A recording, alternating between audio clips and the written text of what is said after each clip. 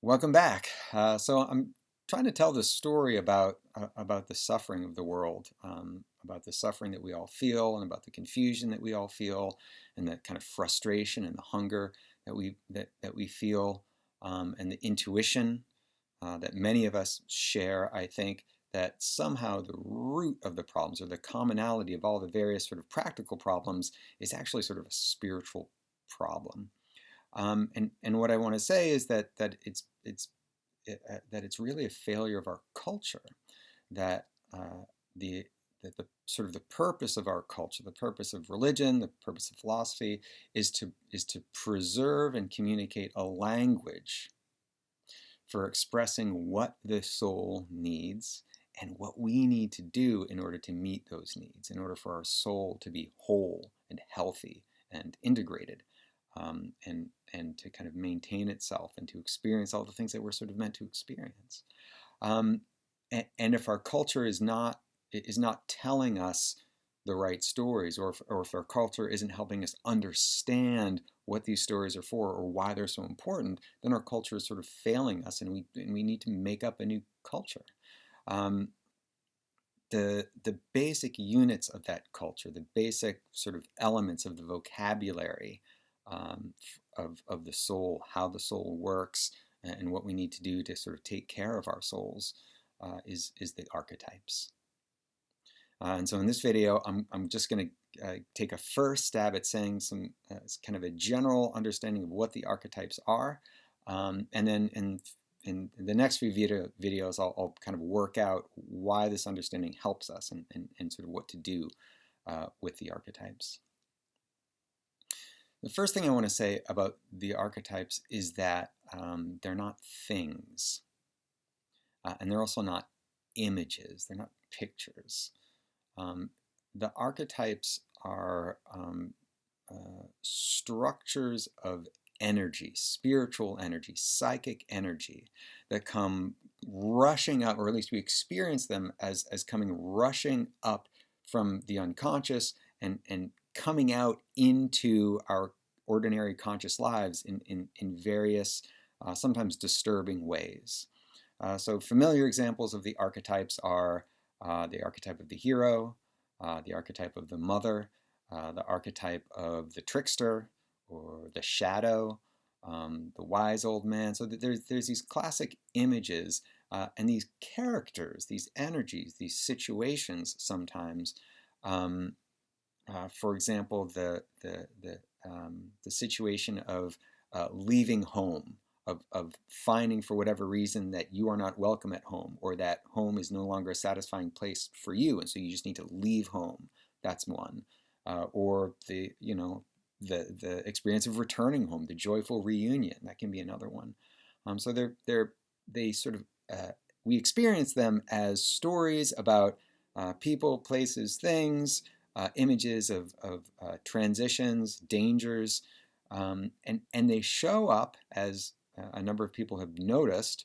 They show up in a number of different cultures, in a number of different stories, in a number of different mythologies and folklore, as well as in dreams, as well as in psychedelic experience, as well as in kind of meaningful and interesting and important moments in our own lives. And these things, so again, we experience images of the archetype, images of the hero archetype, or the shadow archetype, or the enemy, the adversary archetype. But what are they in themselves? They're not the things that the picture, like you may have an image of the archetype that's an image of a person, but obviously the archetype's not a person. It's an energy signature. It's a frequency of energy, or a kind of energy. It has its a distinctive flavor, distinctive fragrance, but that energy is all the same energy, right? And this is where we get into kind of language that not everyone's going to be comfortable with, but it's really the right way, or the best way to think about it. Our souls are not self-subsisting, are not independent. In the same way that our physical body is made up of cells, which is made up of chemicals, which is made up of the same stuff of everything else in the universe, in the same way our souls are utterly dependent, are utterly made up of this spiritual stuff, mind, energy, intention, and for lack of a better word, we often call it God. But in this context, it's probably more helpful not to think of it as God in the sense of a God or the Christian God or a creator God. It's probably most helpful just to think of it as like a reservoir, a deep, deep ocean, a fathomless, immense, eternal, and mysterious and dark and somewhat chaotic expanse of nothingness, which is at the same time potential. At the same time, it's energy, it's rich. It's not just boring blank nothingness, it's this very, very rich, constantly moving, fluctuating energy out of which things come into being, out of which everything that exists comes into existence. And it turns out that the ways in which things come into existence, it comes in sort of very specific forms or templates or models, I guess. And those models just are the channels through which this energy flows. So this energy flows out of, the great sacred emptiness, richness, whatever it is, and it flows into our lives, and it flows into our souls, and it flows out through our souls into this world and in our interactions with other people, and we taste it most richly in those experiences that we call sacred, or that we experience as meaningful or as important, or any time we have an experience that is so kind of rich and interesting and joyful or important. Anytime we have that experience and we say, yeah, this is what life is all about.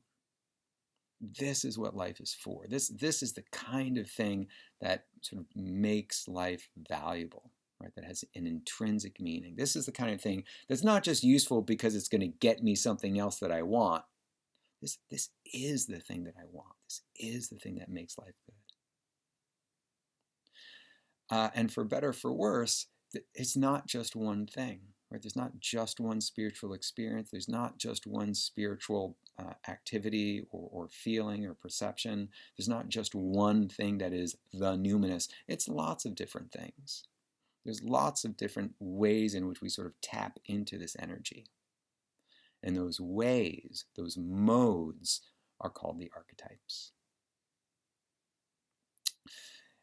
And it turns out that we are hardwired to experience the sacred, not just to perceive it as, oh, that's an interesting thing to see. Our interactions with the sacred, our experience of the sacred, are not just perceptions.